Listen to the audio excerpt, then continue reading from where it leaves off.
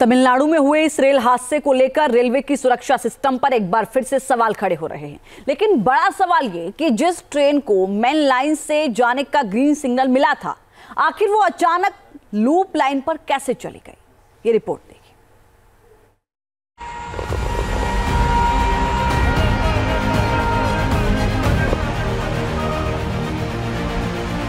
मालगाड़ी भी वहीं खड़ी थी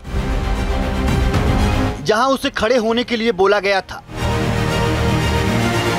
सिग्नल भी फेल नहीं हुआ, तो सवाल यह है कि एक्सीडेंट हुआ कैसे? आखिर Mysore Darbhanga express main line से लूप लाइन में कैसे चली गई? आखिर ये गलती हुई कहां? क्या ये गलती अनजाने में हुई या फिर किसी साजिश के तहत? पूरी कहानी तफसील से समझने से पहले आप हादसे की खौफनाक तस्वीरें देखिए। ये समझिए कि हादसा कितना भयानक था।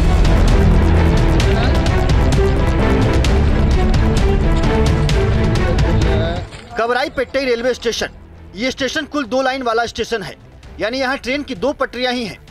इनमें से एक मेन लाइन की है और एक लूप लाइन की। अब सवाल यह है कि मेन लाइन और लूप लाइन में क्या फर्क है?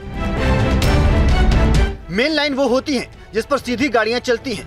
लूप लाइन एक एडिशनल लाइन होती है जो दूसरी गाड़ियों को निकलने के लिए यूज की जाती है। 11 अक्टूबर की रात जब यह हादसा हुआ, उस वक्त कवराईपेट्टई रेलवे स्टेशन की लूप लाइन पर एक मालगाड़ी खड़ी थी। बागमती एक्सप्रेस के को पायलट को मेन लाइन पर चलने की ग्रीन सिग्नल मिला था, यानी बागमती एक्सप्रेस को सीधे जाना था। कवराईपेट्टई रेलवे स्टेशन में पहुंचने से पहले लोको पायलट और ट्रेन क्रू को जोर का झटका लगा। इसके बाद ट्रेन मेन लाइन छोड़कर लूप लाइन में चली गई और मालगाड़ी से जाकर टकरा गई। इस रूट पर ट्रेन की अधिकतम स्पीड 130 किलोमीटर है। शुरुआती जांच से पता चला है कि हादसे के वक्त बागमती एक्सप्रेस 75 किलोमीटर प्रति घंटे की रफ्तार से जा रही थी, यानी ड्राइवर तेज गति से गाड़ी नहीं चला रहा था। बागमती एक्सप्रेस को लूप लाइन पर किसने भेजा? ये किसकी गलती है? कौन सी पटरी पर कौन सी ट्रेन दौड़ेगी, इसका फैसला कौन करता है? इसको कंट्रोल कौन करता है?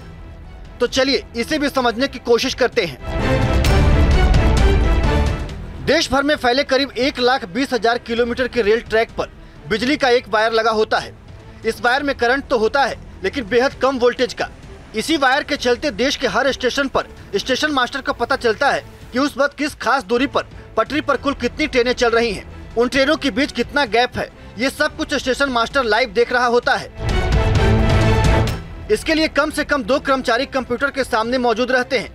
पटरियों पर लगे इस वायर के जरिए जिस तरीके से ट्रेन को कंट्रोल किया जाता है, उसे इलेक्ट्रॉनिक इंटरलॉकिंग सिस्टम कहते हैं। ये वो सिस्टम है जो फेल होने के बावजूद काम करता है। मसलन एक ही पटरी पर 2 ट्रेनें आमने सामने आ रही हों या फिर एक ही पटरी पर 2 ट्रेन बेहद नजदीक हों, तो ये सिस्टम उसे पकड़ लेता है और फौरन ही सिग्नल से लेकर बाकी स्टाफ को वक्त रहते आगाह कर देता है।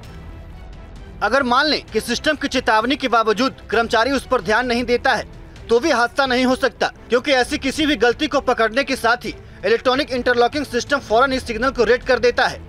इतना ही नहीं, वो गाड़ी की रफ्तार भी रोक देता है। अब ये जांच का विषय है कि जब बागमती एक्सप्रेस के को पायलट को मेन लाइन पर चलने का ग्रीन सिग्नल मिला था, तो गाड़ी लूप लाइन में कैसे पहुंच गई? Team news nation. News nation अब व्हाट्सएप पर खबरों की ताजा अपडेट के लिए न्यूज नेशन के इस QR कोड को स्कैन करें।